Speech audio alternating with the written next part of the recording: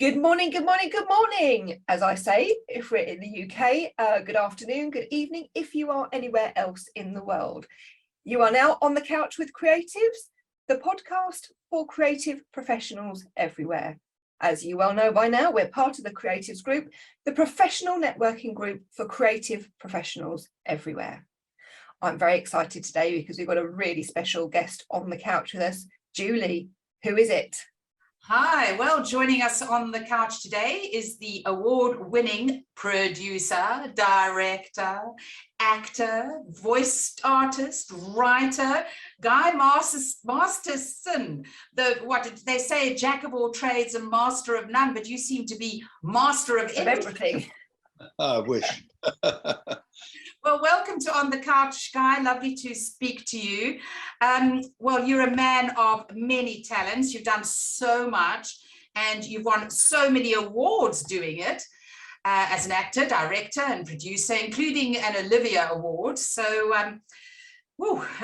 quite impressive. But let's start right at the beginning. You graduated from Cardiff University with a BSc Joint Honours in Biochemistry and Chemistry in 1982. And then, boom, you made this huge leap from that to acting. You jumped over the Atlantic, you landed in Los Angeles, you studied drama at UCLA. What on earth happened? Well, I was always of a musical and entertainment-based family. My father was a violinist and a conductor, and my mother was a jazz singer. And my mother had toured Canada, and I remember her telling me stories. Toured Canada and North America, singing South Pacific and Choo Chin Chow on Ice, and went down to Hollywood and worked on a Hollywood movie. I think it was I Want to Live, with a Hollywood producer called Walter Wanger, who went on to produce Camelot. And this was in 1957. And she met my father, who was conducting the Paramount Symphony Orchestra for the movies. And they got married within 3.5 months. So I guess I was born into an entertainment family. Now, my mother's sister was an opera singer, and her mother was a Welsh woman who won a National Eisteddfod, and her brother, and I know this was going to come up in the interview at some point, her younger brother was Richard Burton. So there was a lot of entertainment in our family. And so we grew up with singing, and we all played instruments. It wasn't quite the Von Trapps, but we were all aware of what it was to perform. Now, unfortunately, when I was 10, my father died, and we were put into a little bit of a difficult situation. And I won a scholarship to a school called Christ Hospital, which holds not entertainment, but theatre is very high on the agenda, and there's lots of music in the school. And I got involved as much as I could with all of that. And always in the back of my mind was the fact that I had a famous uncle. Although I didn't really know what fame was. I mean, I guess during that period of time, this was 1971 to 1979, before I went to university, he was one of the most famous people in the world, but to me, he was just my uncle. And of course, he was married to Elizabeth Taylor, who was also rather famous. So, of course, I met them time during my life, which was always fascinating. But it was very strange to know that these superstars were sort of in the background, and then just turning up on the doorstep every so often, and sitting with the family. There was no intention for me to go into the business at all, or into any entertainment aspect. I wasn't really good enough to be a professional musician. I was fairly good, I passed my grades and all of that, but not good enough to be a professional musician, and I didn't really have the inclination. And so I just followed my friends into the sciences and ended up at Cardiff University. But in 1981, a very strange thing occurred.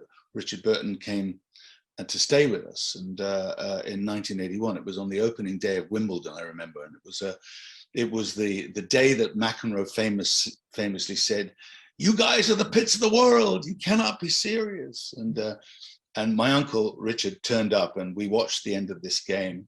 And I had tickets to go to Wimbledon the following Friday, and he bought a Mini Cooper. inexplicably a Mini Cooper, and I then had to drive it because he couldn't drive it, and then he needed to get this car to Switzerland, so he asked me to drive it to Switzerland with him. So I had this trip with Richard Burton in a Mini Cooper S, and that was what engendered my interest in drama, theatre, music, all of this kind of thing, poetry. And I went back to college after this extraordinary 5-week experience with Richard Burton, and I think something had happened in that period of time. It was like an horizon had opened up to me, and but I still didn't think about becoming a professional. I finished my degree. I really wasn't interested in biochemistry particularly, but Uncle Richard, he convinced me to finish it. And in 1982, after I graduated, I went off to LA. And to most people in the business, LA is Hollywood. So all my friends were actors. All my newfound friends in Hollywood in America were actors, and I was in the restaurant business. And then in 1984, Richard Burton died, and to me it was devastating. And my girlfriend at the time was an actress, and she said, maybe it's time for you to have a go. I didn't know what having a go was really, so I enrolled at UCLA, did an audition for them, got into the class. And next thing I knew, within 6 months, I'd got my first role. It was a lead role in a musical. I'd never sung. And I was in that lead role for 6 months, got an agent, and then one thing led to another. And here I am, 40 odd years later, still in the business. Did it help having a famous uncle? Well, no, I didn't tell anybody in the business because I didn't know whether I was any good. And I didn't want to release that information until I knew that I had something. And my girlfriend was urging me to, and a few people who knew were trying to urge me to say so, but I didn't want it to be nepotistic. I wanted to kind of prove to myself, if anything, that I had something, that I had some talent, that I could survive in the business. And of course then it got out anyway, and then one thing led to another, and yeah. But I didn't follow the traditional pattern of, you know, TV, movies, getting leads in movies and then becoming a star. That didn't happen for me. I kind of wanted it to, like all Hollywood actors do, and especially young ones. I was young, 25, 26 when I started. And of course you want to be a star. And I had some very near misses with Moonlighting and LA Law. I went through several auditions for both of those and came down to the last two and didn't get them. And then I elected to come back to Britain and get a classical training. So I enrolled at LAMDA, luckily enough, and came out after LAMDA and was promptly out of work, as you are, you know. So I did a one-man show, a one-person play. And I fell in love with the genre of performing solo. And I decided not to go back into the mainstream. It suddenly took me over. And I did another one-person play, Under Milk Wood, by Dylan Thomas, which my famous Uncle Richard had introduced me to. And I did this as a solo performance, which had never been done before. And that took me all around the world. And suddenly I was earning a living, doing what I loved and controlling my own career. So I never went really back into the mainstream.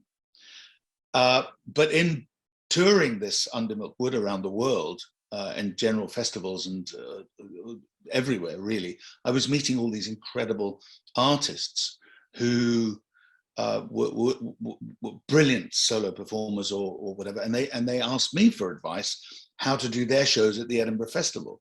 So I said I'd help them, and I inadvertently became a producer.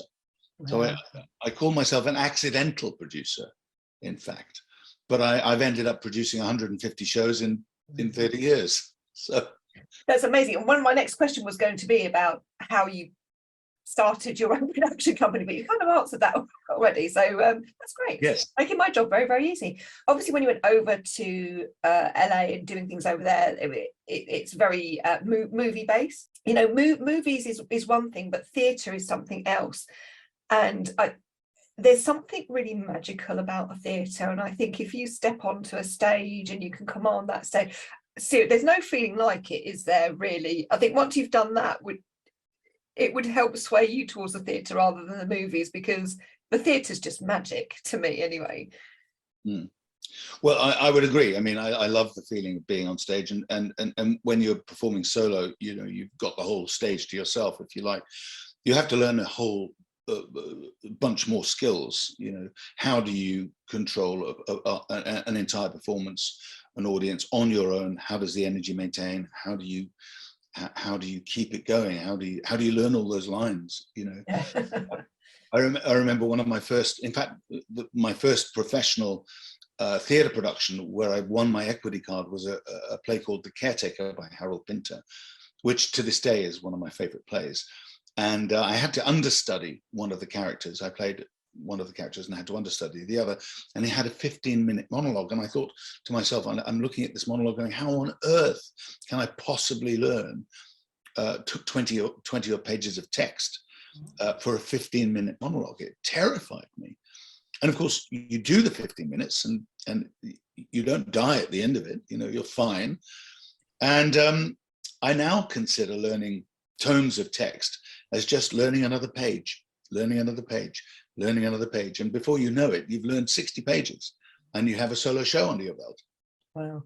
Because I mean, that's pressure really, a solo, because I say to carry a whole performance, the range that you need.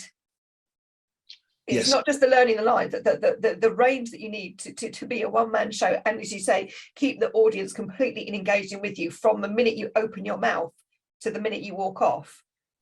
Yeah, there are some skills that you need to learn, and one of the keys is not to be scared of an audience, to know that, to make them your friend, and with that comes that great thing that I think I would love to teach actors from an early age is that acting is not about showing off. It's about conveying a story to an audience. And the audience don't want you to show off. They want to receive a story. So if you can create that relationship and not be scared of it, you are conveying confidence to an audience. They will sit back and relax and listen to your every word. So acting is not about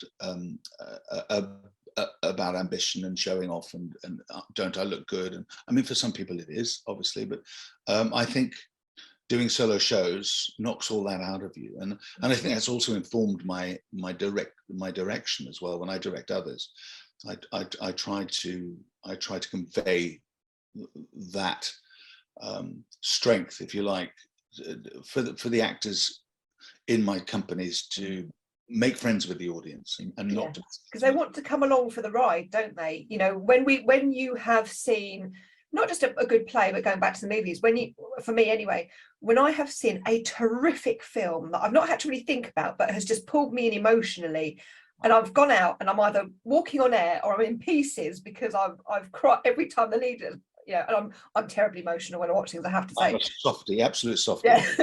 But when you come out and you've gone on the journey with it, and you're quite exhausted at the end, but in such a magnificent way because you have gone on the journey, that's what the best actors do, don't they? They reel you in. And they're friends with their audience, and you know, some celebrities are fantastic at interacting with their audience and their fans, and they're the ones that will last. You know, the people that are in it for the fame and the glory, that they don't tend to have the longevity, because you can see through that after a while.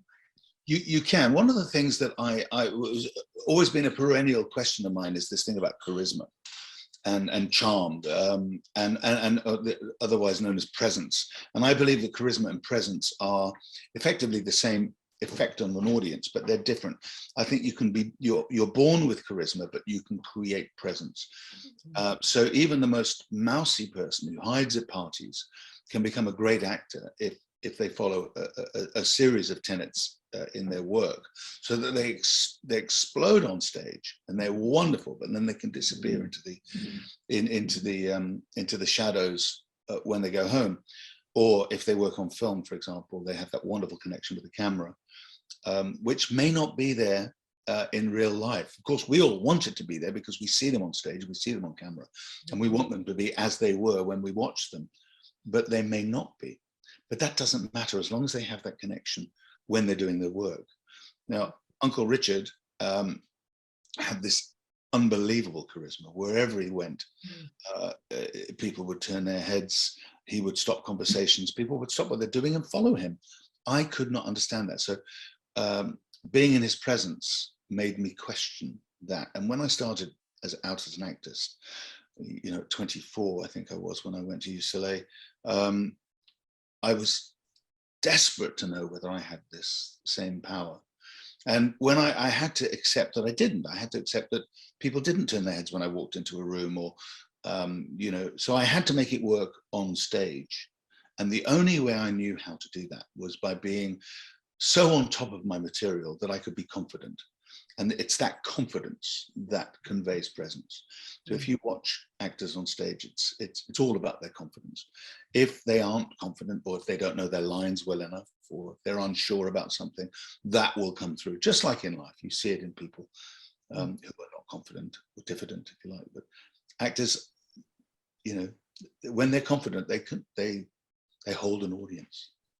A lot of people, or a lot of producers and directors say that actors should really get on top of their lines, really know their lines when they go into auditions, so they don't have to worry about it and can purely concentrate on being the character that they are. Would you say that's your top tip for actors? I would say it's my top tip for actors when they're doing the job. I think auditioning is very difficult because it's very, very hard to get on top of a script for such a short burst of time. Camera work is different. I mean, you're working in tiny little bursts, sometimes less than, you know, two or three lines. Very, very rarely do you shoot a scene which is over a minute long. So you can work on a scene and get really underneath the skin of it, do the scene, and then move on to the next one. Whereas theatre, you are rehearsing for 4 weeks so that you can get down in there. What I don't understand with actors, and this is my biggest tip, when they come into rehearsals, they should come in with their lines already learned. So the rehearsals are not about learning lines or anchoring lines. It's about really getting down into the nitty-gritty of the character so that you are no longer thinking as an actor, you're thinking as the character. When you get then to performance, you are the character. You are those people that you're purporting to be on stage.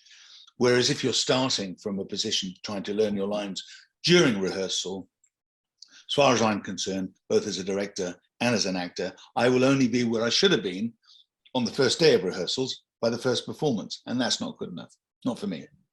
Do you find we had another person that we chatted to who's a theatre director like yourself, a chap called Chris Pickles, and we had a very interesting conversation about new talent coming up, didn't we, Julie? And he said something. In fact, he put out a little bit of event on social media because it was about audition tapes, audition reels, and I don't know whether I'm going to pick your brains now about whether the difference that you've seen in talent coming through from the past years and talent coming through now, especially in the days of social media, where people almost think that they've got it off pat straight away and they maybe don't have to put in as much work or whatever. But his gripe was, you know, the brief was sent out for the audition reels before, send the reel before we'll invite you to a face-to-face. And it was for a specific character, and they set out a specific set of criteria because they wanted to see certain things, so that they gave a very explicit direction. We want you to film yourself, but we don't want you to film yourself in front of the camera. You've got to be a little way back, because he wanted to see the body movement of this particular piece. And they had to do a song as well. And again, he said, we chose the song, the musical director chose the song for a particular vocal range, that there was a reason why they chose these things. And he said, you know, most of the people that sent through their audition tapes didn't send what was asked for. They sent close-up shots whispering into camera when that wasn't what they wanted. They wanted to hear the vocal and the range. They sent songs in that were not the piece, completely different piece. And it was almost like, well, I know this song, so I'll send that because it will sound better. Do you see that a lot, or not so much in your Well, not in my field. I generally work with a casting director who then I meet face to face the actors that I'm auditioning. I also, for theatre, I think it's very important. You need to feel their live presence.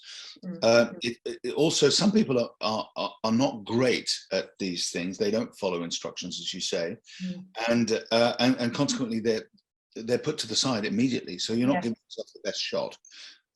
Anyway, I'm not good on those self-tapes. In fact, I don't think I've booked a self-tape. So I'm also a commercial actor, and I booked a lot of commercials, however, not since self-taping. So I must be doing something wrong, and I follow the instructions rigidly. But I know people who get booked all the time. So it's a whole new set of skills. When I started my career in Hollywood, there were no casting directors, or there were casting directors in the studio. There was a handful. They were big names. And to get in front of those people was a big thing. Within 3 years of my starting career, by 1988, there were 800 casting directors in Hollywood, and you couldn't get in touch with the director directly. You had to go through a casting director. So they effectively became the gatekeepers. And one thing I learned as a young actor in Hollywood was that if I didn't get my resume and picture in front of all 800 casting directors, once a month, I would disappear as far as they're concerned. So then when I came, and that was what we had to do. We had to spend, I think if I remember rightly, it cost about $2 for every single letter. So that's $1,600 a month just sending letters out to casting directors, which you have to do every month. That's crazy. And this is for all, even the out of work actors. So how do you do that?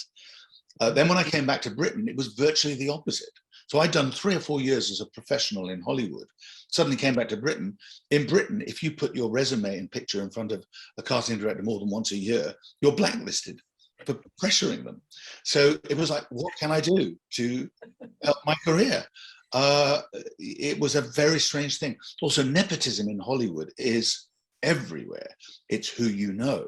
So everybody was urging me to mention my famous uncle and my aunt by marriage, you know. I mean, you couldn't get too big a connections.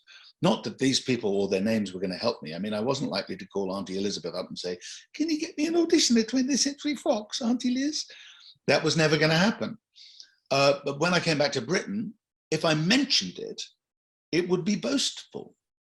And it would work against me. It had to be mentioned by somebody else. And they had to bring it up in conversation. Oh, I understand that you're the nephew of Mr. Richard Burton. So it's wonderful. And that's how it would happen. So it was a very, very different approach to the career. And over here, I felt very helpless because in America, you're very proactive, and at least you feel you're doing something towards moving your career forward. Over here, I was out of work, unknown at the age of 30. Nobody needed to know me. And I've been in the position where you'd rather not know who's out there in the room because you've got no work for them. So you'd rather not know they're there. Whereas in America, the casting directors make their living by knowing all the young actors. And if they can come up with a coterie of wonderful new talent, they're going to move up in the world. So it's a very different approach. I think that's how. Yeah. Do you think that's still the case in today's fast-paced world? Is it still that way in America? Is England catching up a little bit? Do you have to be more proactive now? Changed. Things have certainly changed. Things have certainly changed. When I started in Britain in 1990, it was, what school have you been to? You know, have you been to LAMDA or RADA, for example? And in those days, if you'd been to RADA, LAMDA, Central, Guildhall, Bristol, Vic, you know, you'd be more likely to get an audition than you would if you went to some of the lesser ones like Webber Douglas or the Drama Studio or something like that. Nowadays, it's much more egalitarian. Still, LAMDA and RADA carry the weight, and Central. The Royal Welsh College is a great college now, regarded as one of the finest conservatoires in the world. So, you know, it's far more egalitarian, I think. Still, it's harder for, I would as I would say, the working class actor, if there is such a thing as working class now, but I would say that it's harder for young people without wealth in their families to break through. It's so soul destroying though, isn't it? Because you feel you're marketing yourself and promoting yourself and knocking on doors and pushing yourself, your foot through doors, and you know, instead of being an actor. Yes, well, I mean, 'twas ever thus. I mean, look, I think in any profession, you've got to take your career by the scruff of its neck and do whatever you can to promote yourself. However, in this country, if you put your foot in the door, as they say, they will close it to you forever. You might get in the door that time, but then you won't get in again. So you can't, it's a very British thing to overpressure, and they don't want you to. So fine balance then. Very fine balance, very fine balance. Well, you've spent like 30 odd years for over 27 consecutive seasons. Your company, Theatre Tours International, has become the most highly awarded and nominated independent theatre producer at the Edinburgh Festival. I mean, you're quite the Mr. Edinburgh Festival, aren't you? Tell us a bit about the string of hits that you've had there. Well, thank you. Yeah, that's true. I started with Under Milk Wood, and back in 1984, I had performed it for nearly a year before someone persuaded me to take it to the Edinburgh Fringe. I thought I was going to lose my shirt, and I didn't. In fact, I sold every single ticket that was available, and I thought, oh, this isn't what I expected. This is a lot of fun, and it opened up the world to me. And then I followed that up with Animal Farm, another great British literary title, and I did it in the same physical style as I did Under Milk Wood. So I had these two classic British texts, which I'd done in a style which had never been attempted before, physical performance storytelling. And so suddenly I was earning a living, and it was all under my control.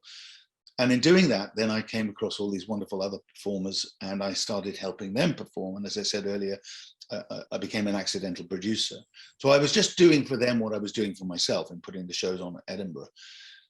And then I became very interested in helping young people with, well, not necessarily young, helping people with great ideas.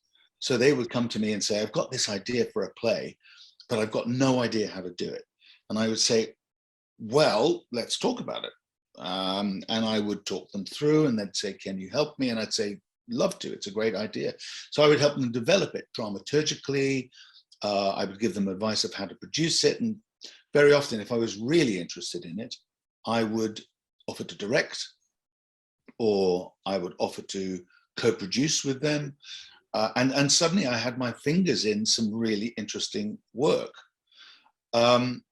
But I think one of the things which really advanced my reputation, if you like, or my company's reputation, was that sometimes I would see something in Australia or New Zealand or America, which was really, really good. And they had money, this company would have money, and they'd say, we'd love to come to the Edinburgh Festival, will you present me? Now, presenting is different to producing. Presenting is when you don't have money in the game, in the project. You're simply general managing a show for them using their money. So I would present these wonderful shows at the Edinburgh Festival, but my name would be alongside theirs in the title. And so when they won an award, effectively my company won the award as well, and I got the kudos for it. So I was, there was a lot of piggybacking going along in terms of reputation. So my company won loads of awards through international performance that I presented. And at the same time, I was picking new work for myself and helping British performers and directing them, and maintaining my solo work. So I was, suddenly I had my fingers in all these pies, and not deliberately. I never set out to be a writer. I just ended up helping other people write their work, and then thought, well, if I can make their work successful, why don't I write something for myself? Adaptations, dramaturging. Suddenly you find yourself doing all the work, all these little jobs. And I think if I was to prioritize one of them now, what would I want for the rest of my life? If I could survive, it would be writing. If I could have a place on a west-facing beach where I could watch the sunset with my laptops as the sea is rolling in, and just write, that's what I would want to do. Wouldn't we all? Yeah, that sounds lovely. That sounds lovely. That's my dream, and Brigitte knows that too, my wife Brigitte. And I think we both have that. I think she wants a lake, a west side facing lake. We were in Canada last week with one of my shows, The Shark is Broken, which opened in Toronto. And we took 4 days out to go up to Lake Huron. And we were west facing, and we watched the sunset down there. Beautiful fresh water, lovely crisp air, Canadian sunsets, just beautiful. So there are many places in the world we could go. However, would I miss performing? I probably would if I didn't perform for 6 months. You get antsy and say, I've got to get back on stage. So I have this one-man Christmas carol. So every year around November, I start touring that. I've got 42 performances lined up between mid-November and December 31st this year. So that's good. And then off to Australia to direct a musical. And then you have the Edinburgh development period, which is the period from sort of March through to August, when you're deciding what you're going to present and produce. And so it's very varied, very varied. It's good though, and it's funny because most of the people that we've interviewed, Julie, haven't we, who've had stellar careers like yourself, nearly all of them say, I kind of got into it by accident. I sort of did this and I met this person and then I did this and then I did that. And it's so lovely because it's so genuine, but it's something I can really relate to, because a lot of the things that I've done that have been quite good myself, been okay, I'm not on your level, but the things that I've really loved doing, I've done completely. It hasn't been premeditated. It's like, oh, I'll go and do this. Or we did a film over lockdown, didn't we, Julie? And I produced my first film over lockdown called Scooch. It was a comedy, and it was born by the desire to get out of the house. I'm a video producer, but I said, well, let's make a film. I never made a film before. How hard could it be? And I'm a bit like ignorance on fire, when I get going, it's like, yeah, we'll do this and we'll worry about how it happens. Well, that's the thing. You have to keep up your levels of enthusiasm, don't you? For different projects. We got this band of merry men together, and I did promise them, as they were all volunteers, that I would put it into a film festival or two and see what happened. And we've got like 20 odd awards now. People have loved it. People have just loved it. It's a very short, stupid, very British comedy, and it seems to be doing its stuff. But from the back of that as well, the little crew that we put together, people that I'd never met before, other opportunities have come, and it's amazing. And I think people sometimes get a little bit too hung up on ambition, maybe, or where it is they want to go. And thinking, if you just calm down and enjoy the journey. Open up your heart a bit. You can find ways. It comes to you almost. It comes to you, yes, if you're open to it. And one of the things when I first became an actor, and I said, I just want to earn enough money to feed myself. Fame and fortune aren't important to me. And he said, well, then you don't want it enough. I'm going, what? I just want to earn enough to put food on the table. And you don't want it enough. But I don't understand you. I just want enough money. You don't want it enough. I said, what, money? He said, you don't want it enough. I said, I couldn't understand what he was saying. Finally, it came to me. If you do what you love, the money will come. If you do it for the money, it won't come because you're chasing the money. Yeah. And finally, I realized if you do what you love, you'll do it well. You eventually won't do anything else. That's what you'll be doing because you love it. Yeah, you do. You kind of light up a room almost when you're in that zone, and like you will have felt it on the stage when you're helping other people. I love helping other people. I especially love, my thing is helping youngsters get going. And on Scooch, we had a very young cameraman who got his first proper job on the back of Scooch when our first award came through, and it was just delightful. And I love seeing young people realize their potential. If that's what your heart is pulling you to, don't let anyone tell you you can't do it because you should be doing this or should be doing that. Yeah, I absolutely agree with that. And I think that the problem with education at the moment, in my view, is that they are pushing people into, they're trying to funnel people into jobs that fulfill what society requires, not necessarily what they want to do. And most people do want to be creative, or they want to have some kind of creative output in their lives. A lot of people do want to earn money, and there's nothing wrong at all with that. I'm saying if you get people to be creative, they will produce and they will contribute to society. And they'll contribute far more readily because they're doing what they love than they will if they're just doing a 9-to-5 job and going home and doing their hobby. Yeah. Oh, you know, yeah, absolutely. We saw that in lockdown, didn't we? The outpouring of creativity that happened in lockdown from people, not just from me and you, Julie, but I've always wanted to write, sort of thing. Yeah. So you know, the creative industry, that's something that I have a big soapbox that I get on regularly, is about promoting the creative industries, which is what Creatives is all about, is connecting, growing, developing globally people in the creative industries, no matter what industry they're in, because they don't get a bad rap at school level. You know, they don't, you know, the first things that get cut in the budgets are music lessons, art, you know, physical education, art class, big drama class. But going back to lockdown, the number of people who turned their hobbies into businesses, lucrative businesses, was just phenomenal. Yeah, especially if they've had experience in business, suddenly they turn it to doing what they want, and they realize there is this income there to be had. I think most people limit themselves by their fears. When Brigitte had urged me to write a screenplay about the trip with Uncle Richard that I told you about, it is actually a wonderful story, but for years I told it as in an anecdotal way, and had people laughing about the moments when I referred to Uncle Richard in a pub and people came over and begged for his autograph. All these are great stories, but how do you put them down into a structure that you can convey? And for years I'd struggled with this, and then I struggled with my fear of not knowing how to write a screenplay. And so during lockdown I did a lot of research on screenplays and found that storytelling in the film form is exactly the same as storytelling in the theatre form. There is a discipline and a structure to it, but all that's learnable, and it's nothing to fear.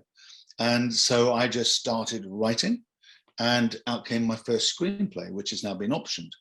So yeah, don't be, I would say, one of the biggest things I would say to young people is don't be scared by your dreams. Yes, I'd say that a lot. What are you going to call it? Driving with Uncle Dickie? Gone for a Burton was my initial. Gone for a Burton. Oh, that's fantastic. But you know, it's not just your uncle. You've been, you know, obviously such a famous name. You've worked with so many stars like Christian Slater and what was that one you did? Bill Bailey and Alan Davies. You did The Odd Couple. You've worked with such wonderful names in your career, and then you know, it's quite mind-boggling for ordinary people.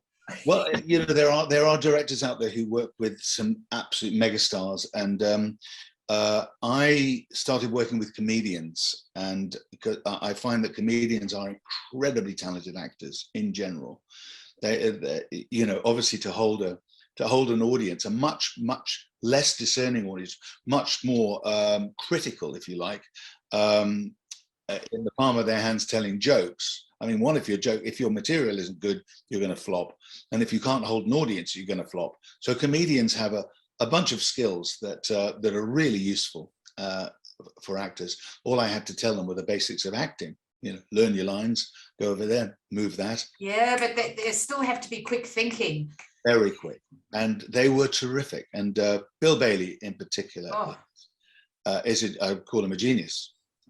Genius. Christian Slater was terrific. He very present, very edgy, perfect for that role of McMurphy, the Jack Nicholson role. Terrific. Mackenzie Crook. Oh, I love him.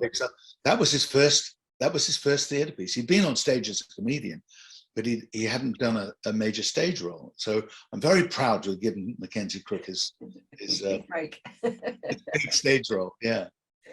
Oh, he's brilliant. I think he's ever so clever. And Yeah. he's lovely. Such a lovely, honest.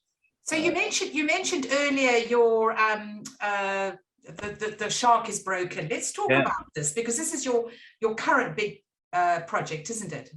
Yes, and that's a lovely one, because Ian Shaw, Robert Shaw's son, and I have been friends for 20 odd years. And he was the boyfriend of one of my best friends who I've directed in 4 or 5 shows. And he came up to Edinburgh with her to watch her perform this piece. And we became friends then. And he knew about my relationship with my uncle. And my uncle was also an alcoholic, famous alcoholic. And his father, of course, Robert Shaw, was an alcoholic. Oh. And he then explained to me that he was struggling with his father's reputation.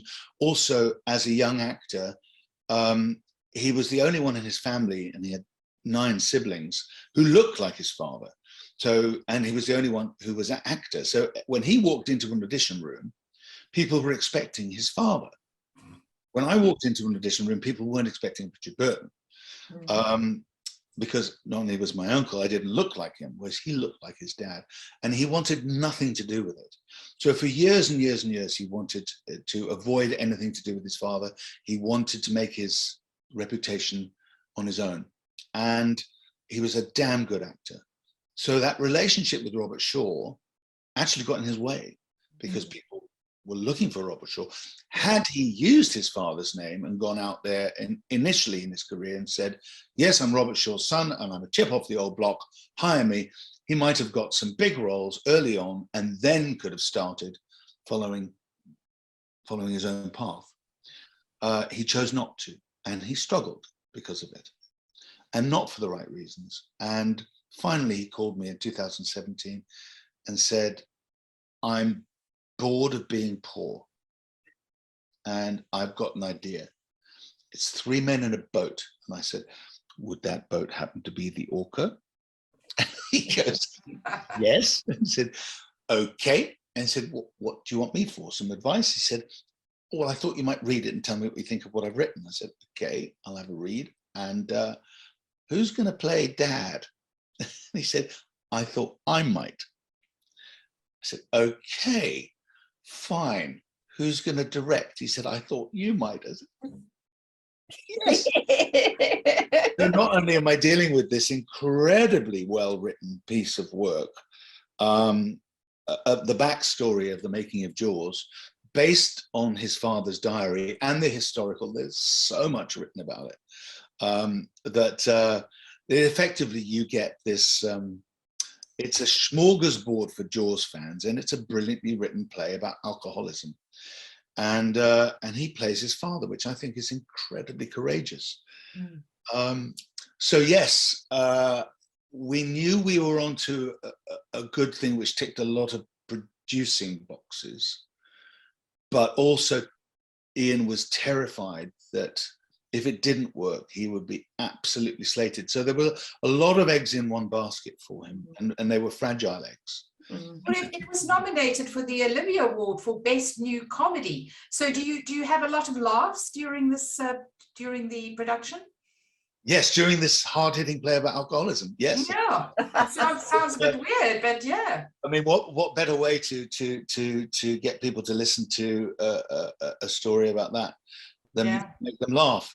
And yeah, we do. And what made me extremely proud about that piece was that it started with a conversation between friends, and I'm not saying I had a huge hand in it happening, because I think it would have happened anyway. But I enabled it, and I protected Ian as best I could from a directorial point of view. I knew his sensitivities about his dad. I'd experienced the same sensitivities about my uncle. I produced a play about my uncle, which dealt with that whole thing that people said about Richard Burton wasting his talent after he died. And I wanted to put that record straight. It was a cathartic exercise for me, and I knew it would be the same for him. So when we put it together, all of those things came together, and yes, it got picked up by Sonia Friedman, who is probably the world's best producer, and she promised that she would look after it. and she would give us the best creatives that we could have to realize it on a bigger scale. And Ian and I went on this dream together, really. Fantastic. Well, it opened at the Ambassadors Theatre in London in October last year. It's also opened in Toronto. Yes, we reopened in Toronto for 7 weeks, 2 weeks ago. And then you're going to Broadway. Well, I cannot confirm that at this point, but yes, it looks like we will. There is a huge backlog because of COVID. There are only 1 or 2 theatres that are small enough to cope with it. We want to go to Broadway. We don't want to be off Broadway. Although there's nothing wrong with being off Broadway, but there is a huge kudos to being on Broadway. And for me, it will be a dream because Uncle Richard, you know, he won 2 Tonys on Broadway. So for me, that's going to be the realization of a dream. Also, my father was from New York, so putting on a show on Broadway would be. I think you'll get it there. I don't doubt it for 1 second, and you'll have to come back and tell us all about it. It's a wonderful dream, and you know, to be nominated for the Olivier was fantastic. That had happened to me before, again with another story between one of my best friends that I worked with in 1997, and he looked like a young Eric Morecambe. And the moment I told him that, he did this thing with his glasses, and he looked even more like Eric Morecambe. I said, we are going to do a show about Eric Morecambe in 10 years' time. It took 13 years time. It took 13 years, and we produced Morecambe, which was a one-man show about Eric Morecambe, and it did the same thing. It went to the Edinburgh Festival, sold all the seats, then went into partnership with a West End producer, put it on at the Duchess. It was nominated for 3 Oliviers, and we won 1. And yeah, so it's a beautiful thing when an idea comes to fruition like that and is recognized at the high end. So would you recommend to actors who are struggling to get roles to do more or less what you did? Well, just start your own production company and put on your own productions. Well, that's what the Edinburgh Festival is for. Although Edinburgh is not an easy place to go, and it's terrifying. It does cost a lot of money, but it does open the doors. And I would say yes. If you've got the gumption to want to be an actor in today's environment, which is really tough, towards always us for actors, then don't be afraid to take the bull by the horns and to do something for yourself.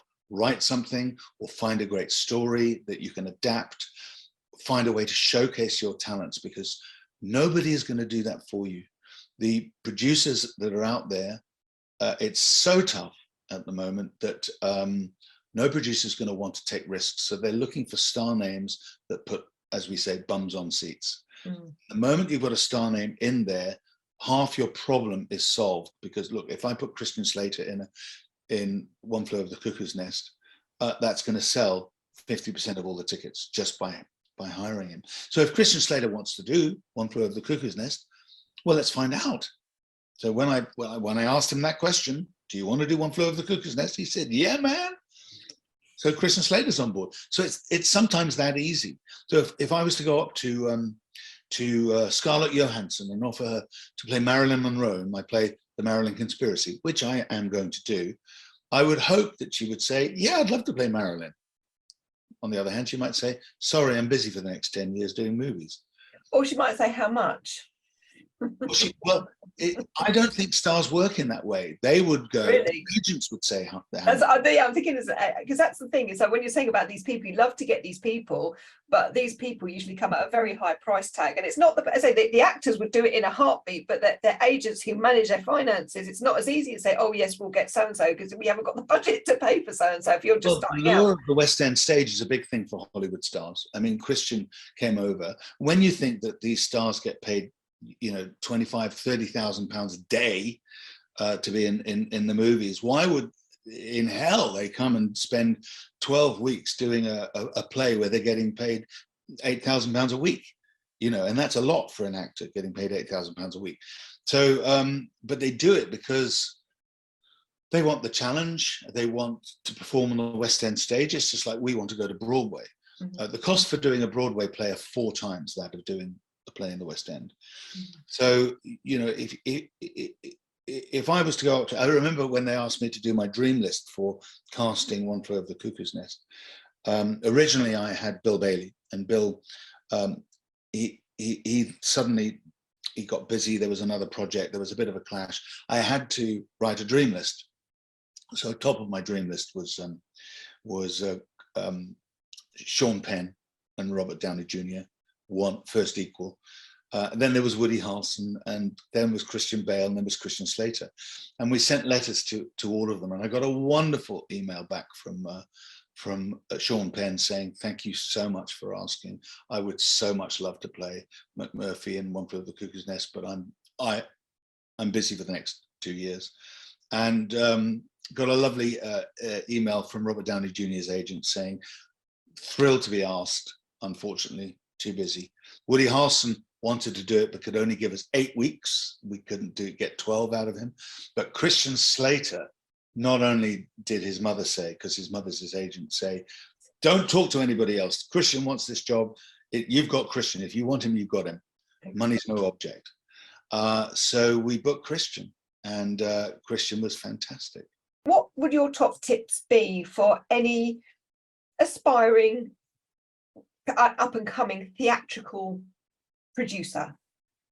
Well, as a producer, they're a very different breed, and I'm not a typical producer in the sense that producing is about making something happen from scratch and employing people, and therefore you are using quite a lot of money to do that and raising the money. So it's about convincing. You've got to convince people to give you the money.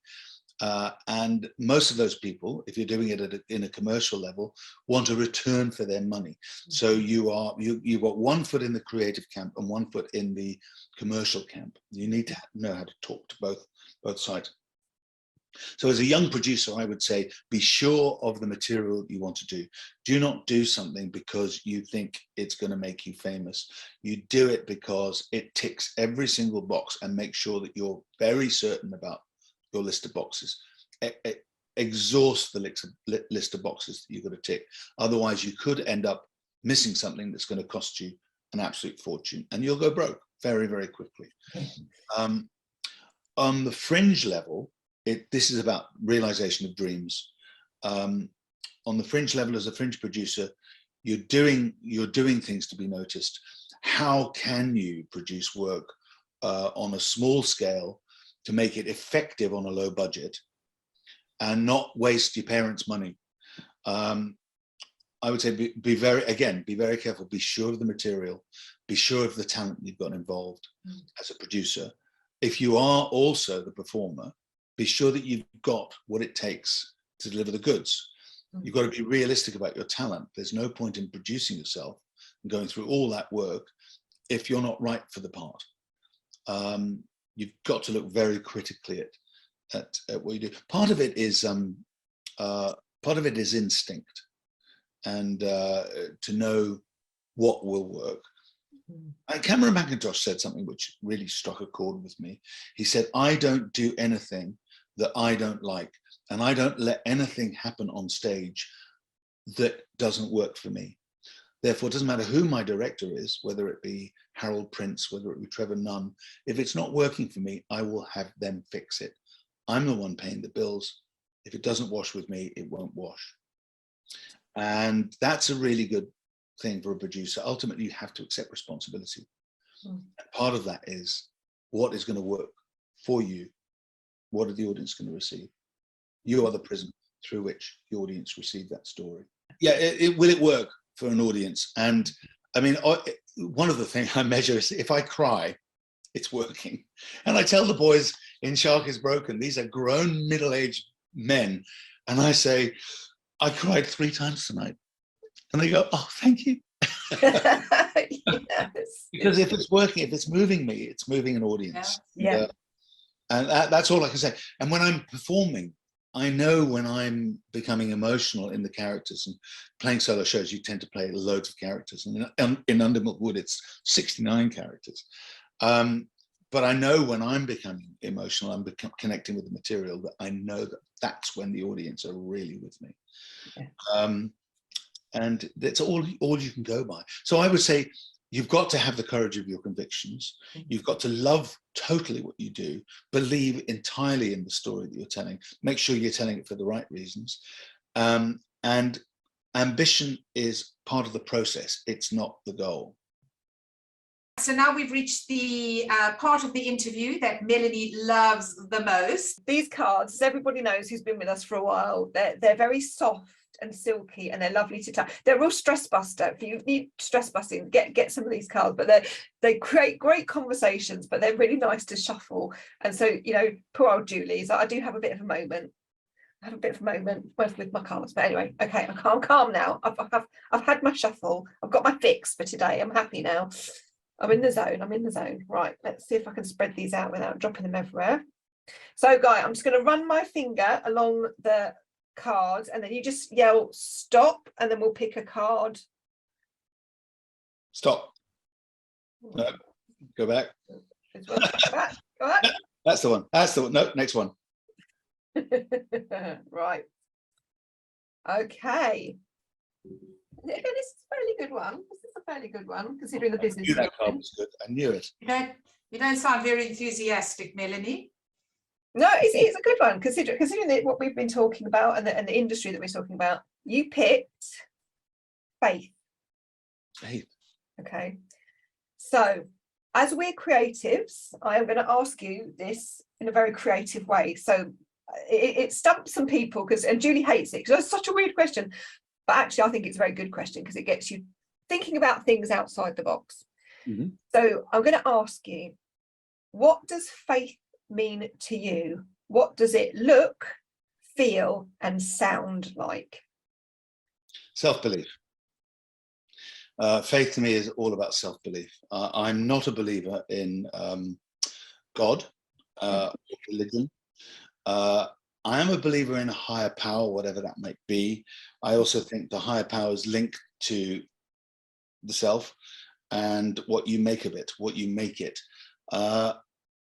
Faith to me is about understanding yourself and believing that you can find the power within you to persevere towards your goals and your dreams and desires. I think that's very good, and I can agree with all of that. What was it, if it had a sound, what would it sound like to you? I think what I just thought in that moment, like a strong blow of wind, like a breath of comfort, like a. Oh, see, that's lovely. I like that. And it's lovely. And I agree. And I love asking these questions because you get some so different answers, don't we, Julie? It's pretty weird ones too. And then some that can move you to tears. That was actually quite profound. It was. I got the shivers when you did that. Do it again. It's like a wind behind you, like a. Well, let's move it along a bit. What does it taste like? What does it taste like? There you go. I think like very creamy chocolate. Oh, lovely. Very beautiful Belgian milk chocolate, which you hold in your mouth and it's silky and delicious. All the good stuff. All the good stuff. No. Wow, on that sweet note, I think we'll wrap up now. As Melanie said, now we could talk to you all day. It's been such a pleasure talking to you and listening to all your wonderful stories. Thank you so much for coming on the couch. My pleasure. Thanks, everyone. So we'll see you again. But for this week, that's it from On the Couch. See you next time. Bye-bye.